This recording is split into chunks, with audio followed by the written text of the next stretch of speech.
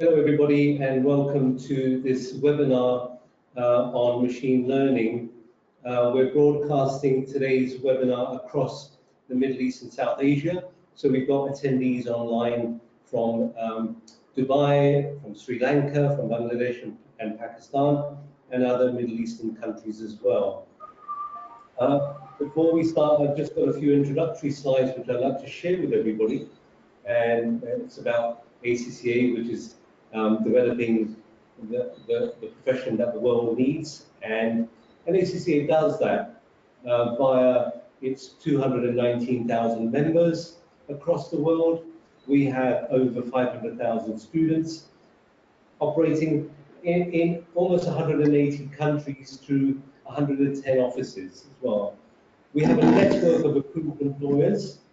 There are about 700 and 500 in number, and 328 approved learning partners in our network as well. ACCA Insights, or Professional Insights, is really about answering the big questions that professional accountants are facing these days. And they're mainly questions around the headwinds that the profession is facing, whether that's global economics, whether that's risk and governance, or whether that's digital and technology, which is part of the theme that we're going to be listening to today. We share our findings on these themes in the media, in reports, and also across events and presentations like today's across the world.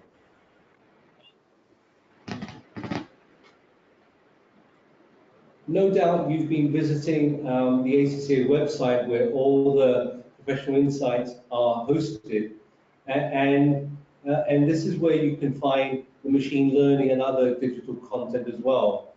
So do have a look at our website on Professional Insights, which is at accaglobal.com/insights. If you haven't done so already, we also have an ACCA Insights app, which you can download onto your smartphone by going to either the Play Store or iTunes, and you can download the app and access not only this report on machine learning, but others as well.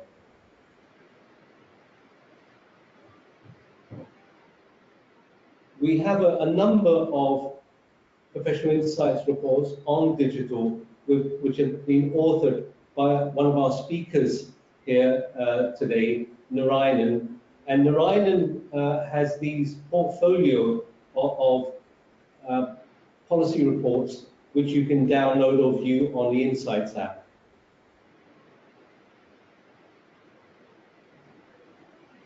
So before I hand over, let me just introduce our speakers today. One is my colleague Narayanan Vaidyanathan, who's leading our ACCA Futures research at ACCA head office, and you can see there, and you can read for yourselves what his interests are. He's our staff expert for Accountancy Futures Academy on the Global Forum, and he represents ACCA on government, industry, and academic forums, such as an all-party parliamentary group in the UK and on international standards bodies. So we're very happy to have Narayanan with us today, presenting on his report on machine learning. We've also got one of our fellow members from Sri Lanka, Jihan Perinayagam. Jihan also writes periodically in our PI commentaries for MISA, and I'm sure you'll be getting those as well. Jihan works as a CEO at Informate Private Limited, and he's the Vice President at John Keells Holdings PLC. He's a fellow member of ACCA, and he serves on the member network panel of ACCA Sri Lanka.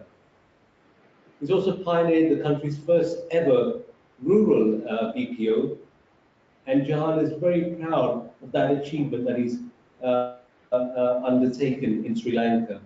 He currently serves as a member of the advisory committee on ICT BPM of the Export Development Board of Sri Lanka, and was previously director and treasurer of SLASCOM. So I'm going to hand over to Narayan. Narayan will go through a series of slides presenting from his latest report, which is Machine Learning, More Science Than Fiction. And then after Narayan's presentation, we'll listen to Jihan. And finally, we'll have some time for some questions and answers. And also, during the presentations, we'll be asking a series of poll questions as well. So be prepared. If you've got a pen and paper handy, do make notes, and then you can ask your question periodically when you're prompted to. And my colleague here, Haroon Jan, the Head of Members Affairs for MISA, will be also noting down your online questions as well. So Narayan, let me hand over to you. For the audience, apologies if there's a little bit of interference in the sound, but we'll try our best to manage it. Narayan, over to you. Thanks very much, Arif, and a very warm welcome to everyone on this session. Hello also, Jihan, delighted to connect with you. The purpose of my initial comments today are really to set the scene about what we are seeing with respect to machine learning and artificial intelligence insofar as it relates to the accountancy profession. And really what I wanted to cover for the purposes of this session is, first of all, an introduction to what I mean when I'm talking about machine learning. Secondly, to contextualize it a little bit in terms of the accountancy profession. So what sort of applications, what do we mean when we say an application in that space? Thirdly, I think it's really important from a professional accountancy profession point of view to think about the ethical dimension. And I think there are some really significant ethical dimensions when it comes to artificial intelligence. So I'd like to reflect on that a little bit. And I'd also like to finish up with just pulling all of that together and sort of having a quick think about what it means in terms of what professional accountants do from a skills point of view. So hopefully that gives you a bit of a sense of where I'm coming from at this. So let's just get straight into it. So if I could just request the slide, please, the next one.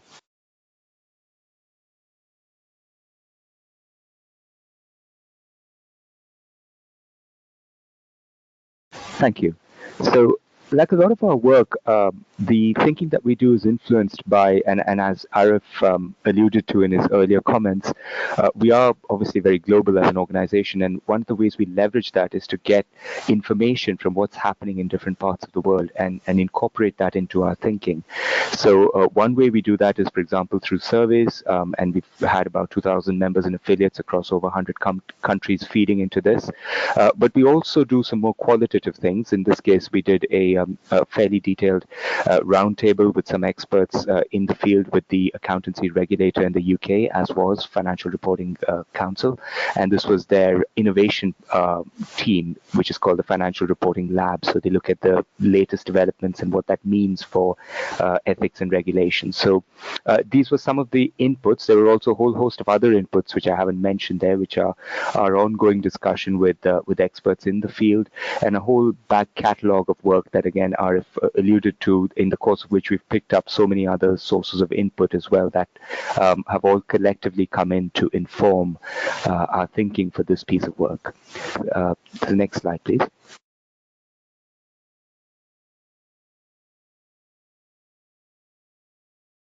So I think with AI, the first thing we wanted to do was do a bit of a reality check, and this is the sort of thing where the survey can be helpful. And what we wanted to know, and this is what we asked people, do you think AI is hype or reality? And based on what you're seeing in your working environment, and as I said, this was about 2,000 ACCA members and affiliates over 100 countries.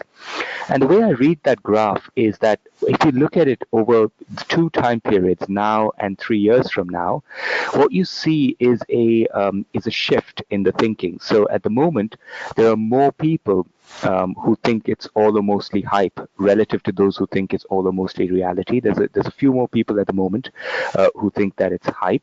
But when you look 3 years from now, the picture does seem to change quite a bit. So, there's people who are really expecting in the not too distant future, bearing in mind 3 years is not that far away. There are people expecting in the not too distant future that a lot of these things are going to become much more embedded, and as we phrased it here, mostly or entirely a reality within the context of the working environment. So the point being that this stuff isn't pie in the sky stuff. It seems to be things that people are expecting to be coming in the relatively near future, and for many people it's there in the present. But looking across the entire survey pool, that's the picture that we're getting. The next slide, please.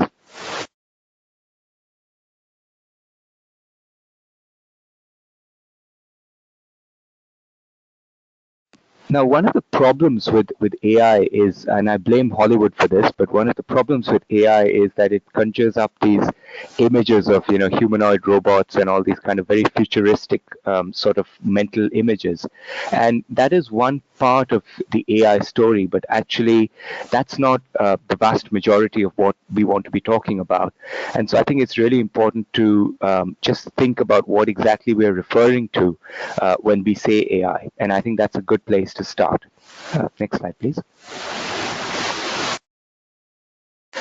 And when we think about what we mean when we say AI, one of the things we tested during the survey was we took a selection of terms. We said artificial intelligence, data analytics, machine learning, robotic process automation, natural language processing, and we took a series of levels of understanding from I've never heard of this term, I've only heard of this term, essentially means I've heard the term, but I have really no idea what it is.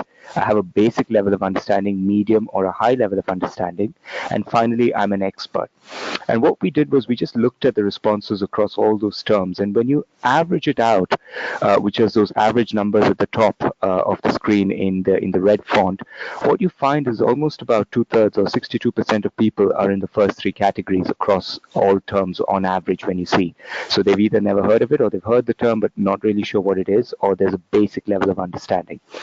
So with that in mind, we thought a good place to start would be to first of all share a point of view on what we mean by a lot of these terms, which is what I'll do now. So if we could just move to the next slide, please. Thank you. So I've been moving relatively quickly through some of the earlier slides, and I want to spend a little bit more time on this one, if I may. And I think the first thing to say is when you're thinking about the different terms within artificial intelligence, this is a fast evolving space, and it's a space which has gone through quite a few changes over the last few decades as well, bearing in mind that AI conceptually is not a new thing. It's been around since the 1950s and 60s as a concept. So, and in fact, the reason why it's really become a lot more prevalent at the moment is because there have been some changes. One is there's been a lot more data to play with, and two is there's been a lot more processing power to actually deal with that extra data. Those are both things we didn't have before, which is why in previous decades it was largely a mathematical, theoretical construct. But coming back to the terminology, I think the thing to state here is that unlike, for example, the accountancy world, where you have fairly robust definitions and you have standard setting bodies that will define things in quite rigorous ways, in this field there can be quite a lot of confusion, and the same thing can mean different things to different people. So what we've done is we've done a sort of least common denominator exercise where we spoke to lots of people across the marketplace, and we've tried to come up with what we feel is a fairly generally recognized and generally accepted, if you like, definitional view of some of these terms. So when you look at the red circle, which is at the outside, the AI circle, that's the artificial intelligence circle.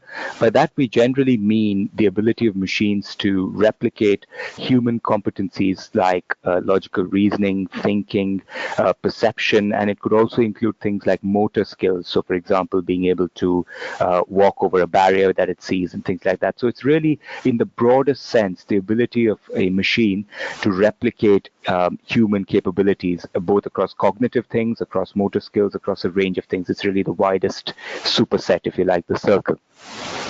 But you might have noticed that the topic for today is actually specifically machine learning. And machine learning is a subset of AI. It's that gray circle within the red AI circle.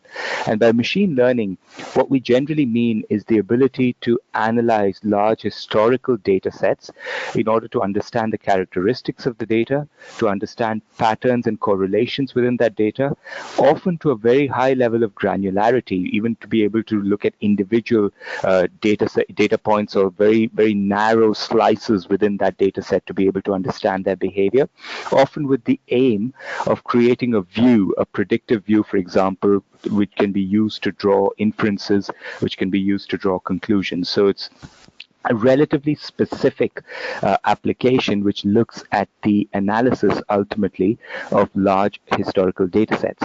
Now, when I put it like that, it sounds quite a lot like data analysis. And you might see at the bottom of the screen, the data analysis bit overlaps with that machine learning circle. And the reason is that some of the techniques do actually overlap. So if you look at things like regression is a technique that's used both in machine learning and in more widely in data analysis and in data analytics. And the way we normally think about the difference between the two things is that data analytics is a more imperative approach. What I mean by that is the human programmer decides what they want to analyze, what the basis is for that analysis, what are the things they want to test within the data, and they create the program with that understanding in mind. So it's a human-driven approach which might use mathematical data analysis techniques like regression, but ultimately it's based on the human's understanding of what the characteristics of that data are and how they want to analyze it. And that understanding is, if you like, fixed in time at the time that the human develops the program to analyze that data set. Whereas with machine learning, what you have is an exploratory mindset. So what I mean by that, I said data analytics is an imperative mindset, where the human tells the program what to do. Machine learning is an exploratory mindset, which works on the basis of examples. So what you have is, for example, a training data set, which is fed to the machine learning algorithm, which is essentially a mathematical model. And that mathematical model analyzes the data set and understands the properties of the data set. But crucially, over time, as it's fed more data and more information, if the properties of the new information statistically significantly vary from what it has seen in previous data, then it has the ability to dynamically evolve its understanding of that data set and of the way that data is evolving. And that's important because that is where, in that very specific sense, it is kind of quote unquote learning. The machine learning, the learning bit is because over time it does have the ability to, as I said, dynamically evolve its understanding based on new data that it receives.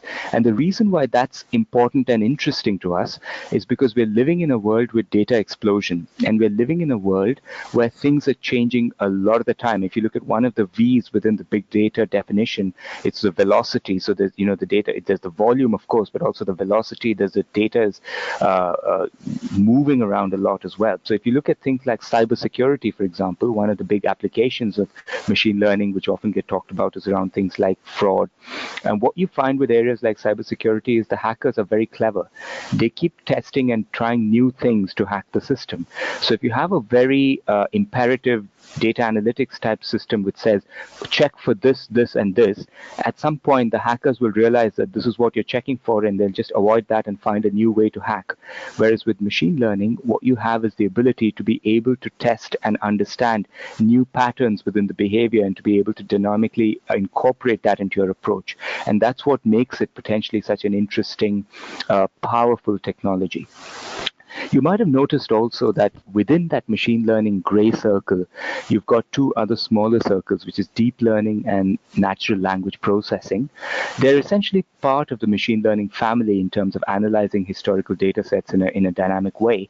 But the difference is that it's a bit like machine learning on steroids. So what you might find is that if you're looking at certain types of data sets, for example, if you're looking at image, which is often used in the context of deep learning to understand image recognition, voice recognition, natural language processing for text recognition, and for translation.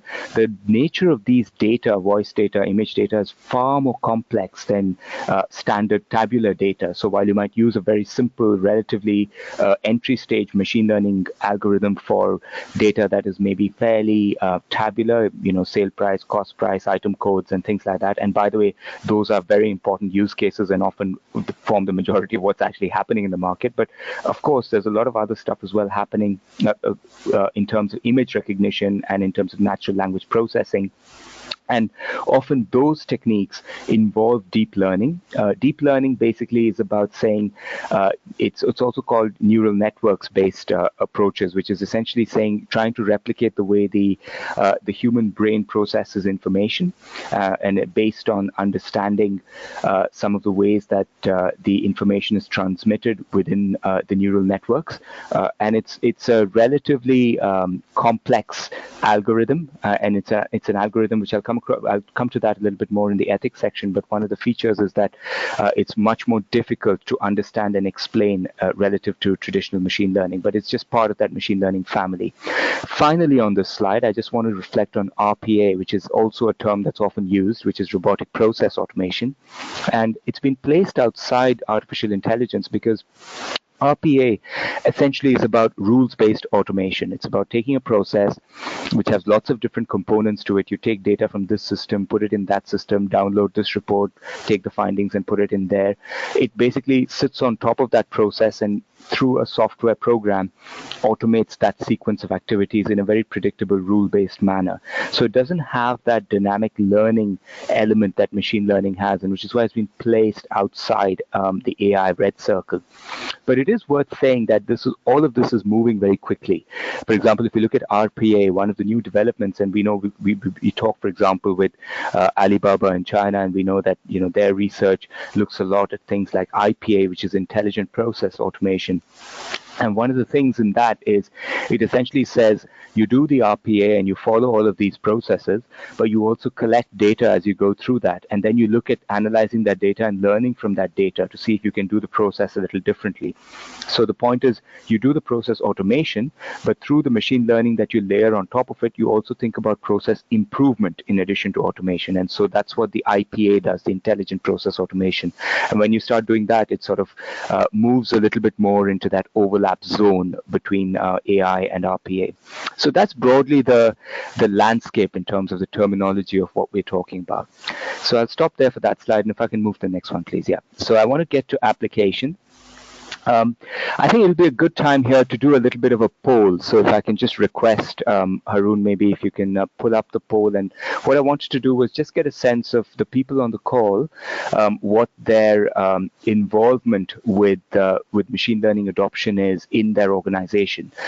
And we've got some stats there from the research, but I wonder how that compares with people on the call. You can use the same options there, which is either you don't know, or in your organization, so there you've got the options come up there. Either there are no plans for adoption, or the initial discussions, early stage preparation with go live in the next year within 12 months, advanced testing with go live within 3 to 6 months, and full production mode dealing with live data.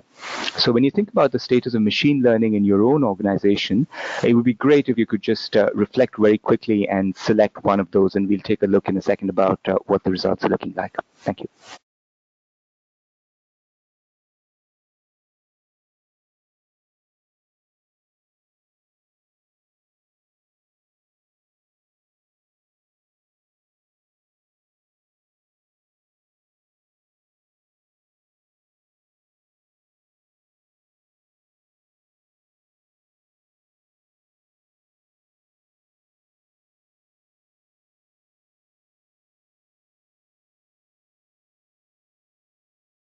Okay, maybe if we could have a look at the results to see where we're at. Okay, Narayan, let me just find out how many people have answered. But 24% have answered so far. We've got about a 24% response rate so far. Okay, no problem. Let's wait a bit more. Maybe if you can simply show the results when you think it's the right time, maybe that's a better way to do it. Thank you.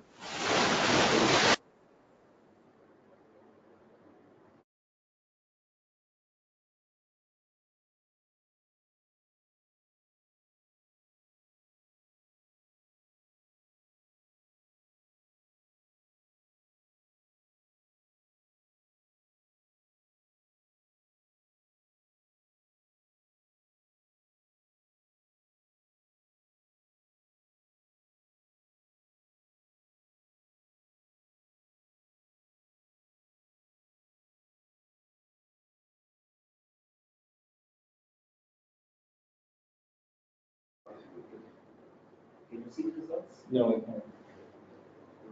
Okay, so we've got about a 30% response rate. That's about 75 online respondents. Let me just call up the screen. Okay. So the screen's not visible to attendees, but the poll is suggesting, so the question is, what is the status of machine learning adoption in your organization? Full production mode dealing with live data, 12%. Advanced testing with go live within the next 3 to 6 months, that's only 3%. Early stage preparation with go live within 12 months, 11%. Initial discussions and exploring concepts and ideas, that's the highest, that's 38%. And no plans for adoption, that's also quite significant at 36%.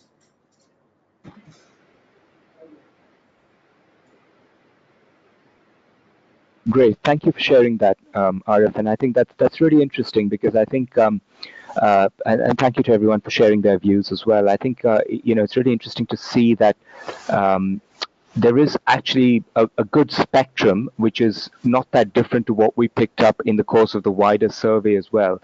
Interestingly, so I was just adding that up quickly while Arif was speaking. I think about a quarter of you are actually either going to go live in a year or are already in production mode. So something like 25% are actually pretty deeply embedded in it one way or another. Even a year is not that far away in the grand scheme of things. So certainly there's a bunch who have no idea or who are not got any plans for adoption, which is again not that different to what we saw in the research itself. So actually a remarkable amount of consonance there. So I think one of the things though that I always take away from this is that we find that a lot of these things are seeping in, and we find that this thing is going to get, when I think link it back to that earlier slide about the 3-year view, I have a feeling that these kind of trend lines are only going to intensify. So I think it's worth thinking about a specific adoption case that we came across, and that's what I want to talk about now. So if I can just move to the next one, please.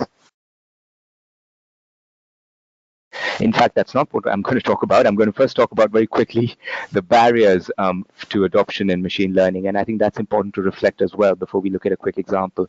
And I think the big one is the lack of skilled staff. I think that's the main point I would make on that one. I think the cost is an issue, but cost is linked to not understanding the process. So I would say the need to get upskilled is definitely one of the big things that came up. If we could move to the next one, please. I want to reflect on, and this is based on an example where we spoke to a company called Zero that are doing a lot of work in the machine learning space, and they do a lot of work, incidentally, with small and medium-sized practices. So I think it's important to remember that these machine learning solutions aren't just for the big boys. A lot of the users are actually smaller companies and smaller practices. And what Zero did was they identified a business problem in the market, which is the issue of invoice coding. It's a very, very messy process. It's labor intensive, and they use default codes, and then often the codes are wrong or they get outdated very quickly. So they created a machine learning algorithm that essentially looks at it autofills the fields based on an understanding of the history. So I remember I was talking about machine learning being historical database. So the algorithm will be fed historical data about what sort of fields were mapped to what sort of invoice codes, and it learns from that, and based on that it then autofills the fields going forward when it's faced with new information that it needs to fill in. Now the point here is that when it makes a mistake, because as I said, with the nature of this process is such that things change, or there might be some mistakes or some evolving in what sort of codes you want to attach. And what it does is it has the ability for a manual override. So the algorithm will create a certain coding for the particular invoice codes, and then if any of those are wrong, there's an opportunity for a manual override. And this is important because this is how the algorithm learns. So what it does is it tracks where it has manual overrides, and if there's a statistically significant instance of a certain type of code being recoded by the manual override over a period of time, then it factors that in and it changes the way it codes that item looking ahead. So this is why, as you're dealing with high volume and lots of messy data and information, it creates quite a lot of efficiency gains. And those gains are very real. That's why I've picked take this example as well because it's already happening in production use case. 750 million invoice and bill code recommendations were made in 2018. The company estimates it's about 800,000 invoices filed each day, so a collective saving of over 300 hours a day. So when you think about professional accountants and others not wasting time on really low value activities, it's across the entire industry, it's quite a significant thing. The one thing I would say is that this is not perfect. A lot of these things are evolving, and one of the areas for improvement is in the nature of the data set. So in the data set that Zero was using to train their algorithm, they were using the historical data of a given client. And what would make this algorithm much more powerful is if they can take the data from across the industry. They can take data from across lots of clients, pool it together, and work obviously in an anonymized way. So there are ways to do that from a data protection point of view. But the stumbling block which has been faced is that different clients and different companies code their data in different ways. There's quite a lot of variation in the practice, and that's actually a barrier at the moment to really take the efficiency and the effectiveness of the algorithm to the next level. And it's something that Zero and many others in the industry are thinking about in terms of creating relatively standard data taxonomies across industries or certain pools of activity so that you can create algorithms which can be trained on much larger data sets. So that's just something to think about for the future. So if I can just move to the next one, please.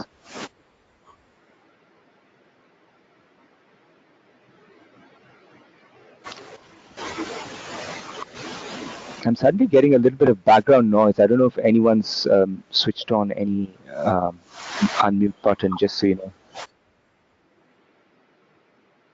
Right. I'm going to quickly run through some of these because I'm conscious of time as well. But I think the point I wanted to make with that example was to just give a sense of how it's used. But of course, there are a whole range of other uses as well. And you can see some more details about this in the report. And it's available on our website, as Arif was signposting at the start of this session.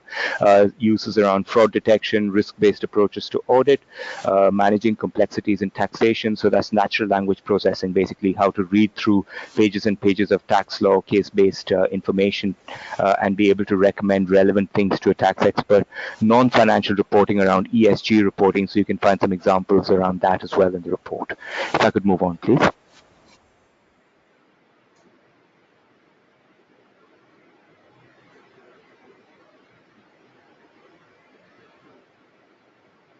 I could move to the next slide, please. Thank you. Great. So I'm going to talk about ethics and then about skills. So what I want to do is I want to talk about a few different dimensions. One is around managing bias. The second is around, and I think if you click on the slide, it'll pull up all of them. You can just click right through. There's managing bias, there's data strategy, there's accountability, there's misrepresentation, and running right through all of that is public interest. I think if you click once more, you should be able to see that as well. So if you could just click on to the next slide, I'm going to quickly run through each of these in terms of why there's an ethical issue potentially. So when we talk about bias in the data, we talked about how machine learning is based on analysis of the historical data. And the fact is that if there is bias in that historical data, that will be absolutely and truthfully represented in the way that the machine learning algorithm analyzes the data. And one way around it is to have a certain amount of explainability around how the algorithm is arriving at decisions. In the survey, as you can see, there was a certain amount of concern about this, and more than half of people saying they would expect a greater level of explainability from an algorithm.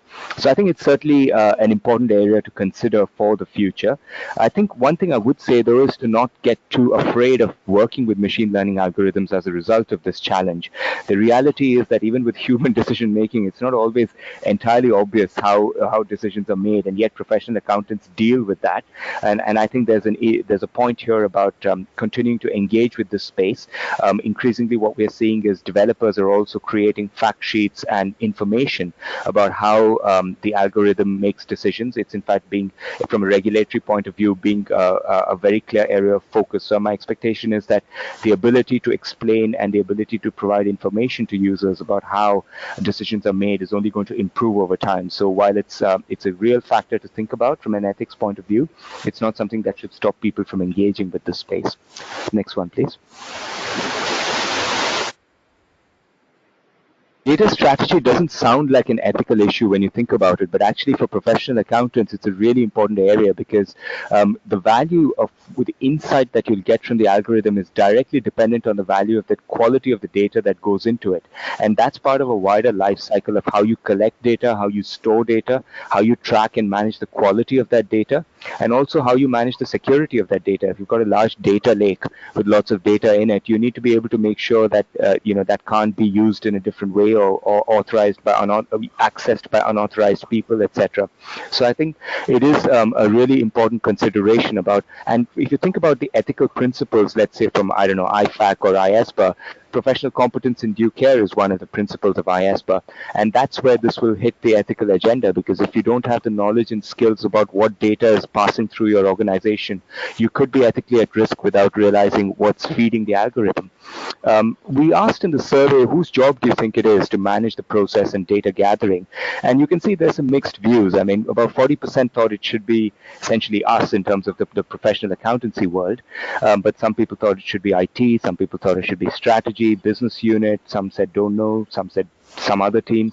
And my own view is that I think it's an opportunity. It's an opportunity for the finance function, for the professional accountants to really own the space, because they have visibility across data that's going right through the organization, and they have the ability to think broadly about control processes, governance, and data strategy as well. So I think it's a really important space that they can use to build their influence when you think about how the narrative around machine learning is managed in the organization. Because what you don't want is just the IT people talking about all the great things that the technology can do, but without having that wider picture of how it needs to be adopted in an ethical manner. So if we could just move on from there, please.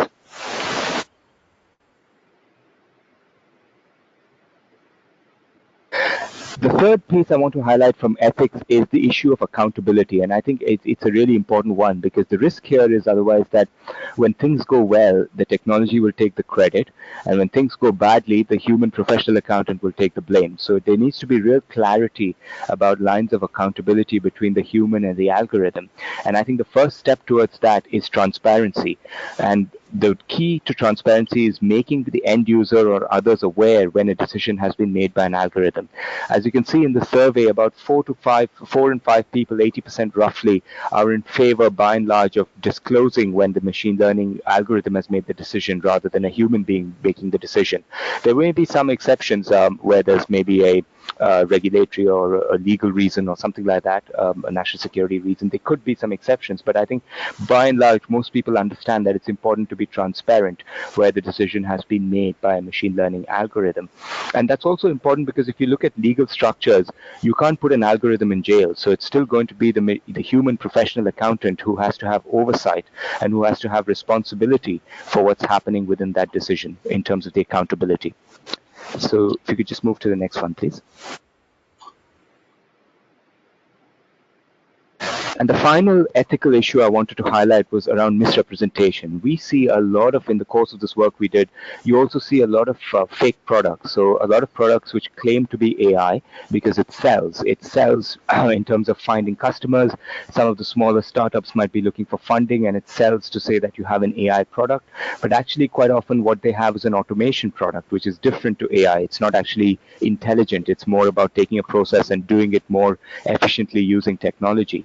Sometimes what we also see is that it's an AI product, but it's not yet fully developed. So some portion of it in the background is being done through a manual workaround, even though the intention is to eventually become a fully machine learning orientated backend. So there are all these things. And I think as a professional accountant, it's really important to be extremely honest about what it is that the product is, whether it's your own product, whether it's a product you're thinking of sourcing and explaining it to stakeholders what the product is, to be really clear where it's AI and where it's maybe just broader automation on other types of technology tools. Thanks. So if you can just move to the final one there.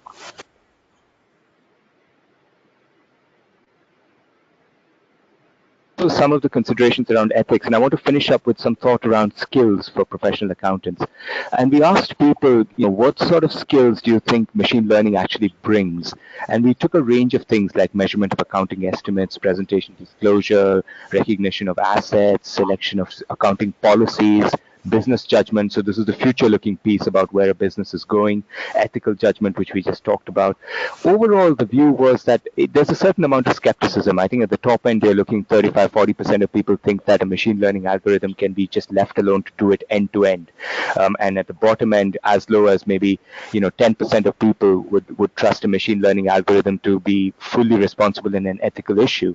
So overall, I would say that there is a certain amount of which I would agree with to a degree, a certain amount of skepticism that you can't just these things can offer help, but you can't just leave them to do stuff on their own. If you could move to the next one, please. So my point there was around the judgment in complex scenarios, and I just wanted to build on that for this as I close out, which is because where you've got complex scenarios, it's a little dangerous, I think, to just blindly trust the technology. And I just wanted to draw out that point in this final few observations. One is that machine learning is something called weak AI. So it's task-specific AI. In my initial comments when I was talking about what machine learning is, I was talking about looking at a historical data set and learning from that. And so that's learning in a very narrow sense. It's not the same thing as the picture we saw of the robot working on the laptop, which is what's called AGI, artificial general intelligence, where the robot can just behave entirely like a human being. And the reality is that that doesn't exist. That's not happening anytime soon. So what we're talking about when we're talking about AI is actually task-specific AI, weak AI, which doesn't take into account the human contextual understanding and integrated thinking. Remember, we're talking here often about patterns within the data. So the machine learning through historical data might understand that umbrella and rain go together. That's not the same thing as understanding that some people might find it uncomfortable to get wet in the rain, or that some people might prefer to use raincoats instead of umbrellas. All of those things, that wider contextual understanding will only be there if it has been explicitly and specifically fed into the data. The other thing is that a human professional accountant is expected to have an opinion and to be liable for the consequences of that opinion. And that's important because, as I said, legal, social, societal, and cultural values, if you look at who's accountable in most legal systems today, what is a legal, quote unquote, a legal person? A legal person is either a human being or a corporate entity. You can't sue an algorithm in the way that current legal structures are set up. That might change in the future, but it's still worth noting that a human professional accountant has to be liable for that opinion, and that's still not something you can outsource to an algorithm. And the other thing I'd say is, again, going back to what I was saying about historical data analysis, because the opinion of the machine learning algorithm is based on what the data set that was fed is telling it, that places some limitations as well. Because a human professional accountant might, for very valid reasons, take a decision today that is different to what was done in the past. The past data may suggest something, but a human professional accountant may apply judgment and say, I've understood what was done, but I think this situation and looking ahead, we need to do it differently, and I have a perfectly legitimate, valid reason for doing so. And so the value of these algorithms is in getting that insight of what the data is saying, but you still need the human accountant to then be able to really look at that and understand what the current requirement is and whether that is the right way of doing things for this situation. And the reason ultimately is the point in the center, which is that the algorithms aren't created magically. It's humans who create them. It's created based on domain knowledge, the expertise of the people who use and develop them. And I think it's really important to remember that. If I can just move to the next slide, please. And so that is essentially my final thought here around how this links to our thinking within ACCA. So we think that you need to understand digital, you need to understand how the technology works, but you need to balance it with lots of other things. You need the technical and ethical skills, which are at the center. You need the emotional intelligence, the EQ. You need the human skills as well, the vision, the creativity. That's when you really get the value, when you're able to bridge the human and the digital. So I think it's really important to think about it in that way. And if I could just move to my final slide, please. That's just a summary slide. So in terms of key takeaways, I'd say there's a lot of terminology out there and there's a lot of information to absorb. That's one. If you could just click right through. Thank you. The other thing we've learned is that organizations are using machine learning right now, or they're considering it in the near future within this 3-year timeline. This is not a very theoretical thing. Thirdly, the awareness is not very high. 2/3 of people aren't very clear sometimes what the terms are, what it is, and not understanding is a big barrier to adoption. There are credible use cases relevant to professional accountants, as we've seen. Ethics is key for acting in the public interest and for responsible adoption. And if you could just click one more, please. there is an opportunity for professional accountants to bridge human and digital. So I think from a skills point of view, that's the way to look at it. So I hope that gives you a bit of a sense. If you just click once more, I think that should take you to the end of my slides. So I hope that gave you a bit of a sense of where I'm coming from at this. I'm not sure how I've done for time. I apologize if I've overrun a little bit, but hopefully that gives you a bit of a sense. I'll now hand over back to Arif or to Jihan, depending on how we're structured. Thank you. Thank you, Narayanan, for that very comprehensive presentation. I'm just going to ask Jihan Perepanagam to go through his part of today's webinar. Jihan, if you could kindly take the stage. Thank you very much, Arif, and thank you, Narayanan. You laid a very good foundation of the topic. So what I will try to do is to build on the foundation laid and talk about some specific practical examples that I have seen in my own company and what I see in the industry in Sri Lanka. And finally, I'll talk about the impact on the accountants themselves and on the accounting industry. So if you could have the next slide, please. Who will kill the future accountant? So I'd like to begin on that very happy note. Compliance is dead. AI is replacing jobs. Is accountancy on the way out? Let's find the answer. Next slide, please. So the Oxford University study done by Frey and Osborne in 2013 identified of the industries ripe for automation, right among the top was accounting and auditing. So if you look at the evolution of technology, we had the mainframes and PCs from 60s to 80s. Then we had the client server and the internet in the 90s and the early 2000s. This was the era of the big ERPs of SAP, of Oracle. Then we had the era of cloud, mobile, big data.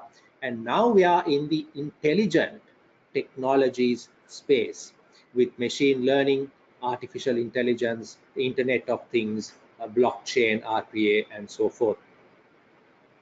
Could have the next slide, please. So in order to build or to get into machine learning and artificial intelligence, I think it needs a firm foundation of the ERP. And these are some of the practical examples that I've seen in my own organization as far as the ERPs are concerned.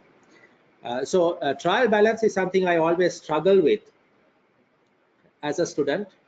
Could never get it to balance, but I didn't have bothered, because today you have a very junior person who just pulls it off the ERP. I remember the cash flow statement when I joined was done at a very senior level by the group finance director. It was such a sort of hallowed, holy task. But today you have the most junior person who really pulls it out of your SAP platform. Next slide, please. Similarly, in the era of reconciliations post SAP, I think the newer generation don't even know what bank reconciliations are. It is so automated. So you have standardized global formats. MT940 is one of them. And most banks are able to generate this statement. It just read straight into your ERP system and the matching happens automatically. So the painful process that we learned of ticking off what reconciles is no longer a factor today. Similarly, in the procure to pay space, you have scanning technology combined with optical character recognition, and this is happening in my organization. We are using it for one of our Swedish customers, and just as Narayanan said, we are seeing the accuracy significantly improve over time. So possibly it was about 30 to 40% accurate when we started off, but today it's near 100%. So with the human intervention and the inputs that our team members provide, the system learns and has improved in its accuracy.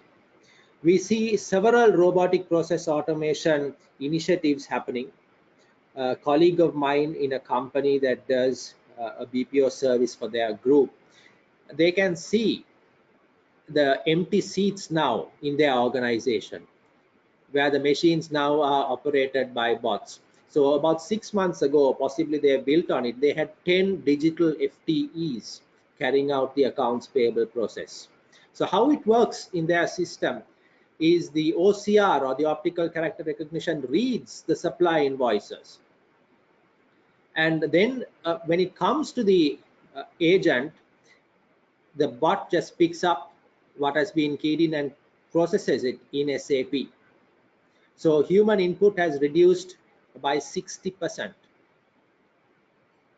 You also have host-to-host integration with banks. And this is a very interesting software that I saw. It's one of our clients. In fact, it's become hugely popular in Europe. Interestingly, I believe they're based out of Dubai. They're headquartered in Dubai.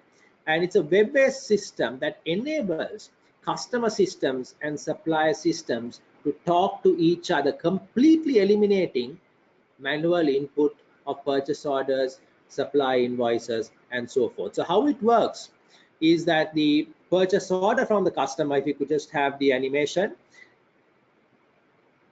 the purchase order from the customer system, regardless of whether it is SAP or Oracle, it talks to about 50 systems, is automatically read into the supplier system. And similarly, the invoice from the supplier is automatically validated by the system and fed into the customer system with no human intervention. So the validations, the controls are very strong, except that it's done by the system. So what it means is processors like accounts payable, bank reconciliations, order to cash now need much less human intervention. The next slide, please. Similar trend in order to cash, we see banks offering virtual accounts so that individual customers who deposit into banks can be uniquely identified. And then you have a host-to-host connectivity between the bank and your ERP, so the receipt is automatically fed in. You don't need hands or you don't need human intervention to update your receipts.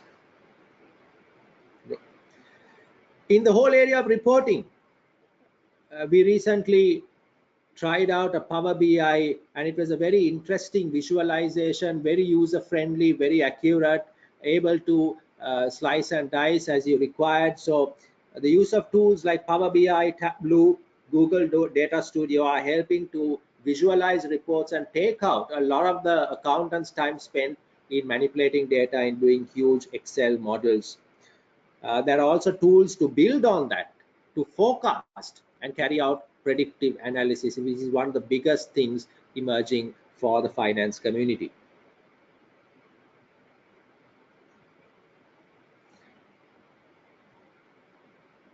So I'd just like to pause there, and if we could do the poll, the quick poll on the ERP systems, if we could run that. I'd just like to understand how the experience has been among our participants today in terms of using the ERP, and are we really getting the best out of our ERP investment in terms of ROI, or are we still using huge reams of Excel with a lot of manual tasks? Okay, Thank you. Thanks, John. We'll just keep you informed of the feedback.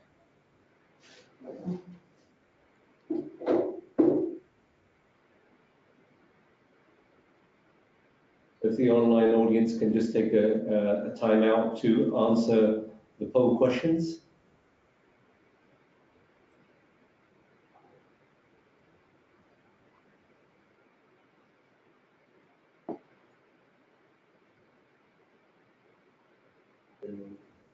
So if the online audience could make their answers within the next sort of 40 seconds, please.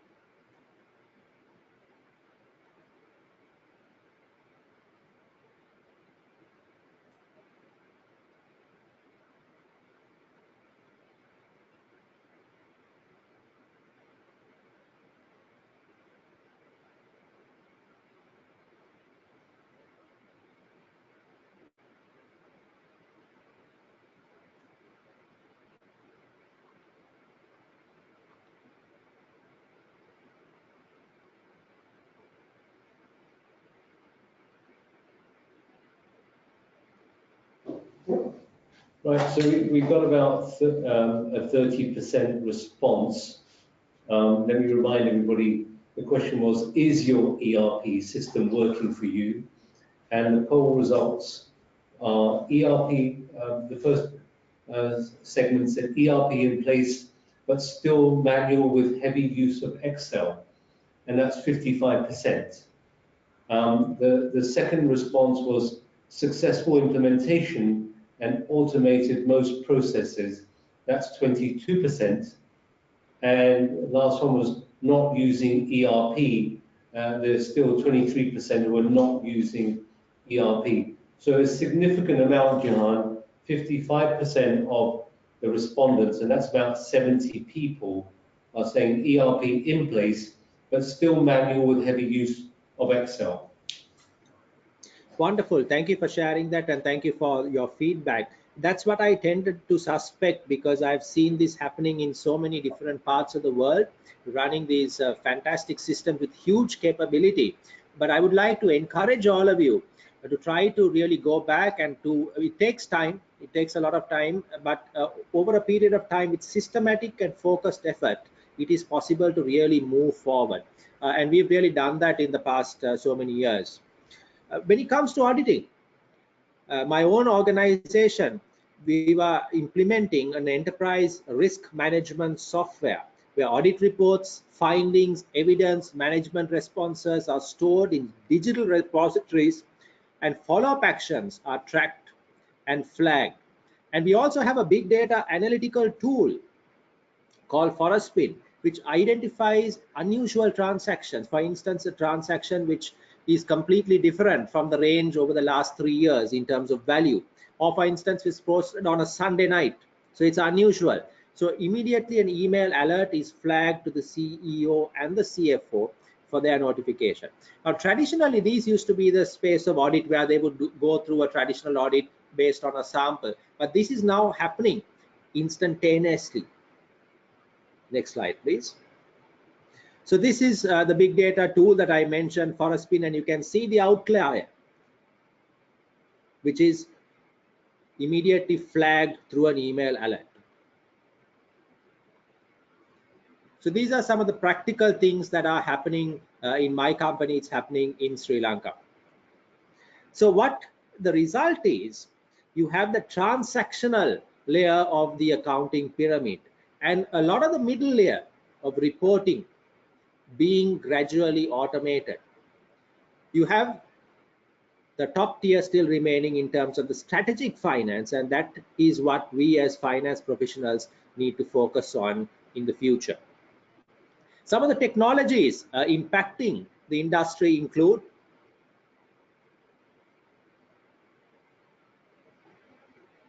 next slide, please.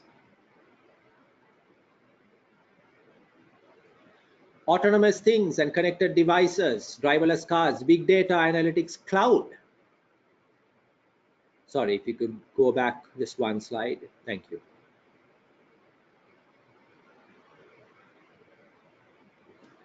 Cloud computing, for instance, Zero that Narayanan mentions, becoming hugely popular.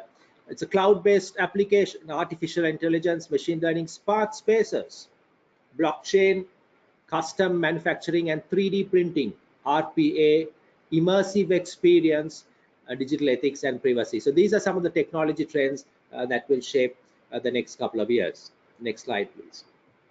And here are some very powerful examples. In 2017, AlphaZero, game-playing AI created by Google, defeated the world's best chess-playing computer, having taught itself, and a fantastic example of machine learning, chess in 4 hours. In 4 hours. And in that space of time, it had studied hundreds of thousands of games. The next slide, please.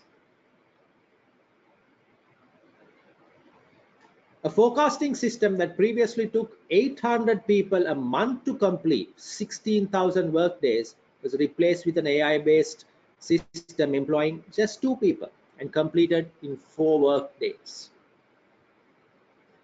The next slide, please. And for lawyers, any lawyers out there, McKinsey estimates that 23% of lawyers' jobs can be automated using AI-based expert systems like IBM's Watson, which reads thousands of cases and delivers a ranked list of the relevant ones in a few minutes. So in terms of where companies are in this journey, we see a lot of people, as the previous slide or the previous poll that Narayanan conducted, are in the middle space where they are doing POCs or looking at it. In terms of successfully rolling out, it's a very small percentage still. But the good news is that a lot of people have begun to take steps in that journey. Next slide, please. So coming to the Sri Lankan perspective, this is breaking news from yesterday, and we have SLASCOM, which is the industry association for IT and BPO companies, launching Sri Lanka's first AI policy framework. This happened yesterday. So SLASCOM chairman Jeevan Nyanam said that Sri Lanka has the opportunity to draw upon a blank canvas with the right use of AI as a fourth industrial revolution, coupled with increasing pace of emerging technologies, opening up new opportunities for the country to be a driver. So we are looking at really leapfrogging and getting to the next level. And the goal is to apply AI to issues in different economic and social sectors that can make a real difference to the well-being of our citizens, ranging from education, healthcare, government, agriculture, skills, and policy making. And once successful, we would strive to replicate these solutions as exports, similar to other developing countries. So Sri Lanka has a very strong IT BPO base, and we are in fact the destination of choice for many multinationals, including Accenture. London Stock Exchange has set up their center. HSBC has 2,000 plus people. So it's not just in the cricket, it's also in the IT and in the BPO space. So we have R.R. Donnelly, WNS, having their centers, back office centers in Sri Lanka. And you have some globally very well-known brands like Microsoft, Qatar Airlines, Emirates, Google, having their software actually developed out of Sri Lanka. Next slide, please.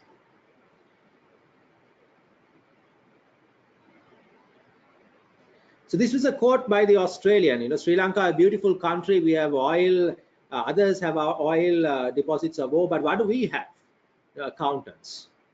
So the highest number of UK qualified accountants in the world outside the UK.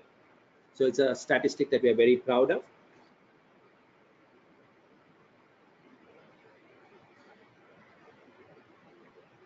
Next slide, please.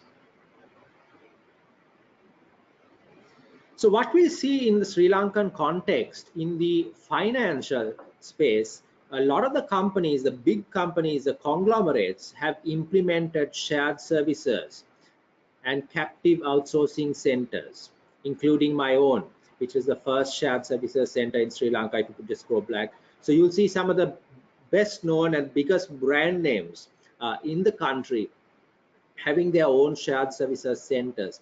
And what we see is that a lot of the automation initiatives are being led by the shared services centers, because their mandate is to do things more efficiently, more cost effectively. So most of the names that you see here, all of them have RPA initiatives, all of them have AI initiatives, all of them are looking at doing things faster and more cost effective. So some of the initiatives that I've seen in my own organization and in those of my colleagues are RPA. So we've rolled out a bot, our first bot maybe about 2 years ago. It's a fantastic site. When I work a little late and go home, you can still see the machine hard at work, sending out emails, downloads. It never stops, works 24 hours a day. So the advantage for a company, you've taken a repetitive task, which is not so exciting, for an accountant, and you've done it with a bot, never stops, never falls sick, no attrition. You don't really need to worry about the human side of management, and we were able to deploy that individual on a more value-adding task. So it's not about replacing human, but it's actually using people more effectively. We are now automating our entire payroll process using RPA. It's been a while. It's probably taken about 6 months longer, and these journeys are not smooth. We are going to have roadblocks along the way, but what we found is at the end of the road, there is success. So it's worth pursuing. So this is a journey that I believe in. If you look at scanning and document management applications, we're using that heavily for accounts payable process. We have integration with most of the large banks, and we rolled out, interestingly, a supplier portal. It was the first supplier portal in the country. It's a project that I'm very proud of. So what we did is we made, if you could have the next slide.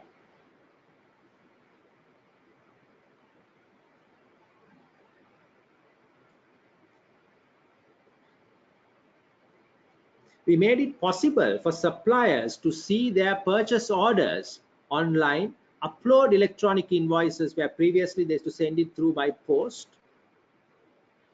have a workflow to facilitate faster resolution of supplier queries, and give the suppliers online real-time access to the status of their payments, so that on their mobile or on the web, they know at any given time the status of their payment.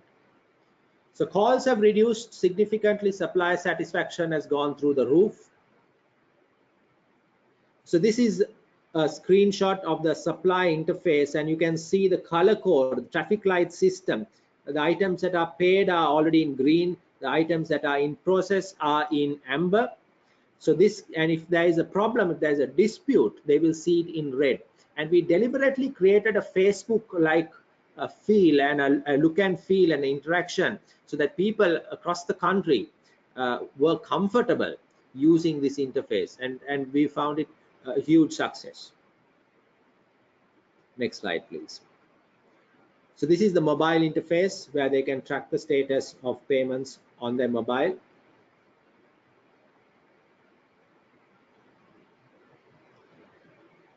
Some of the challenges: technologies are still expensive. So we are finding that suppliers for RPA are still quite expensive. The RPA skills and the providers are limited but growing. Statutory requirements are a little bit of a drawback. For instance, our Inland Revenue still wants hard copy of physical invoices for VAT. So even if you are using electronic invoices for processing, we still need to get the hard copy for the taxman. So these are some of the drawbacks, but we are seeing a lot more interest, and probably in the next 2 to 3 years, we'll see wide scale adoption. We are seeing a lot of chatbots companies being used. For instance, our insurance company is now rolled out a chatbot on their Facebook. They call it Amanda, and she answers a lot of the questions relating to insurance products, costs, and so forth. So what would the accountant of the future look like? Traditional activities and tasks are being replaced. Accountant's role would still be required, and that's the good news, but the role would change. And those who reinvent the role and master new skills will thrive.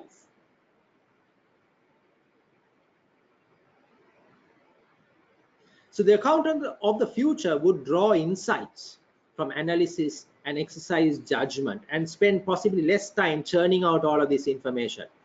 Display creativity in designing solutions to complex business scenarios. Demonstrate leadership, communication skills, and empathy to effectively articulate and convince a board. So they're going to play a very strategic role.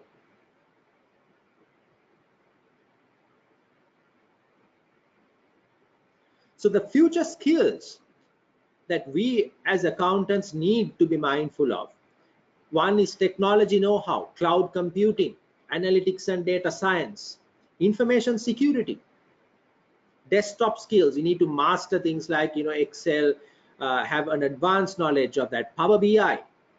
And in terms of mindset and behaviors, agility, deal with complexity, lifelong learning, communication skills, and building relationships. So these are the new skills that would be required of the future accountant.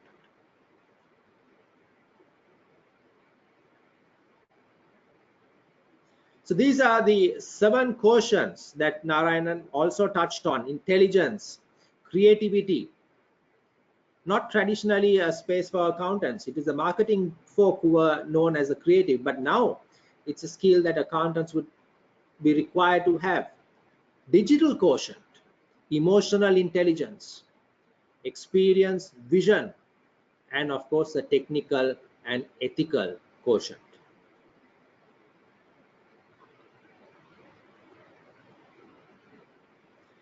And in order to build the organization of the future, there has to be focus on culture of communication and collaboration. It's not something that one individual or the IT folk can do in isolation. Focus on training. I think one of the things that Narayanan touched on is that the skills are still not adequate and the awareness is not adequate. So focus on training and upskilling current workforce. So we are looking at deliberately hiring people with skills on RPA and machine learning. Look at pilot projects that you can start quickly, if necessary, fail fast, learn, and don't worry too much about an ROI, because you will otherwise not be able to progress. Hire new talent with different skill sets.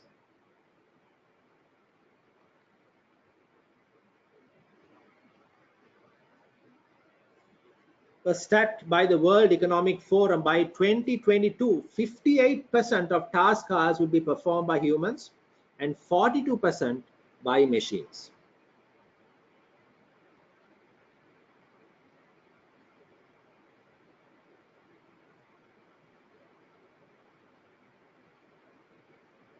So in conclusion, accountants who embrace technology, reinvent their role will thrive. Focus on future skills. There's a lot of material on some of the websites that Arif shared previously, and we are privileged as accountants or as ACC accountants because there's so much research in this space. And the new role has the potential to enhance our role, transform it into a strategic, exciting role.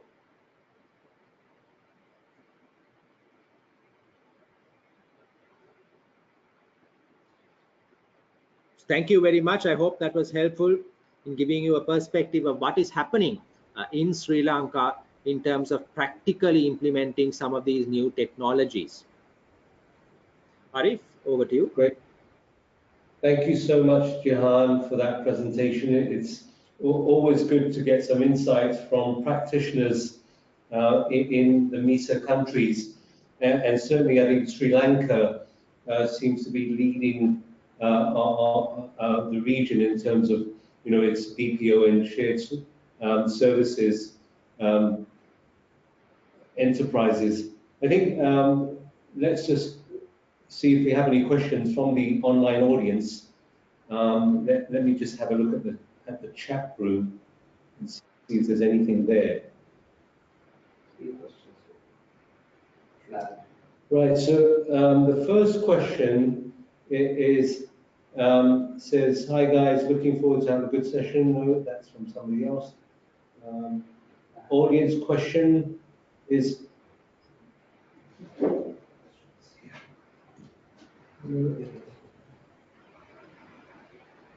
right, so there's a question from a member, Rehan Fernando. I guess it's from the name, they're also based in Sri Lanka. And he's asking, what is the name of the software that you were talking about, Jihan?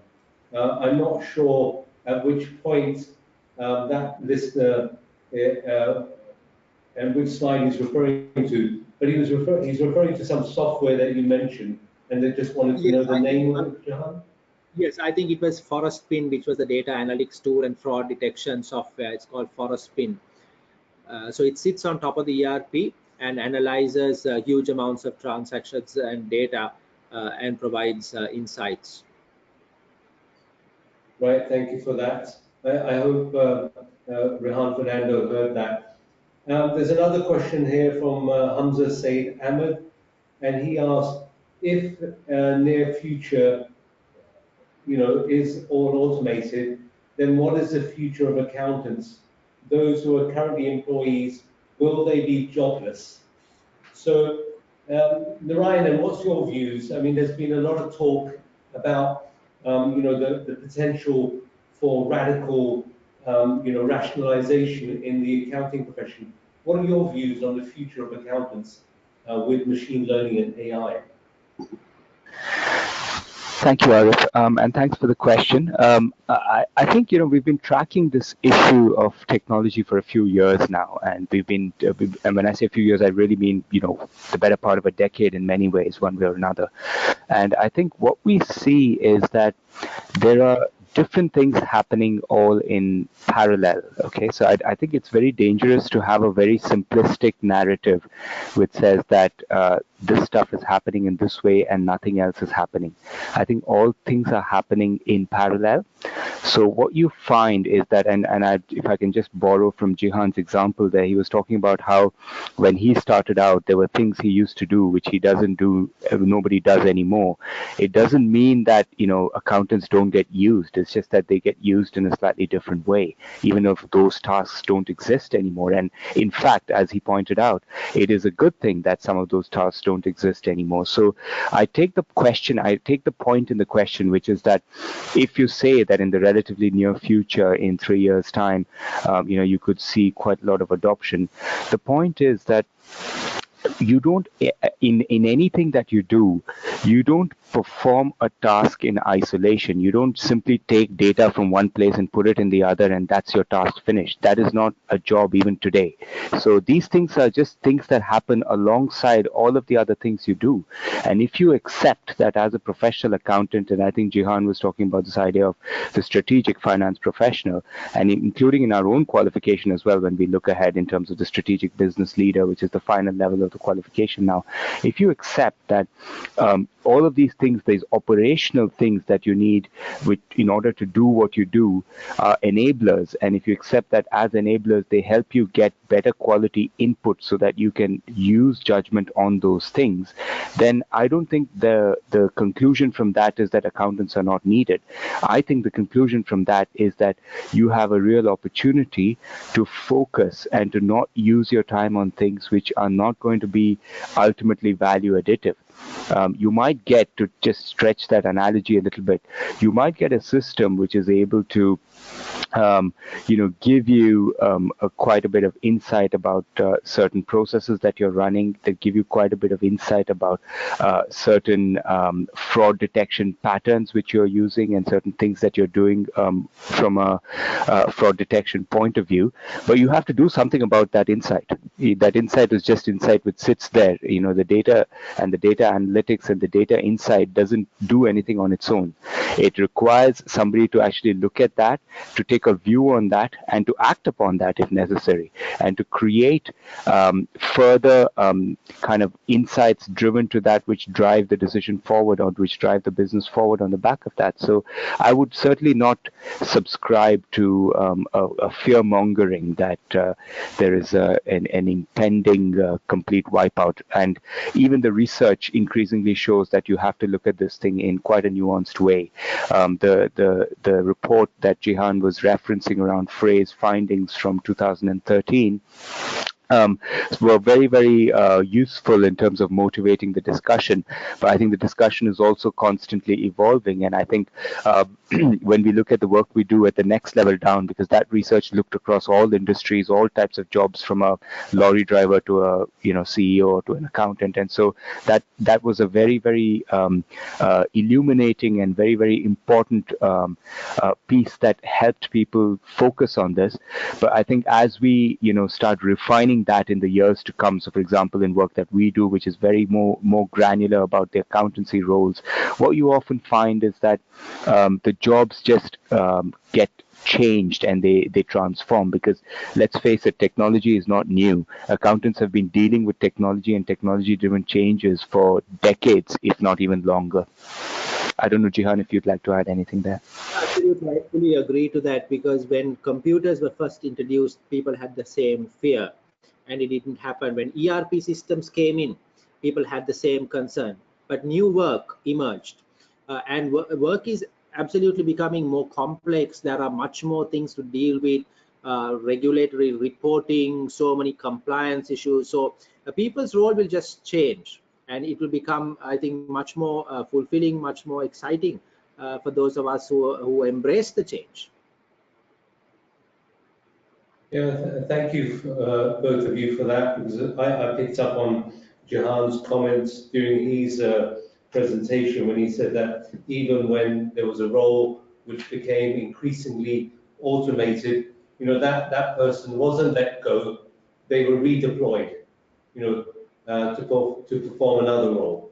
So I think that, if roles are made redundant, but, you still need people to undertake innovative and strategic roles, and that certainly is the case.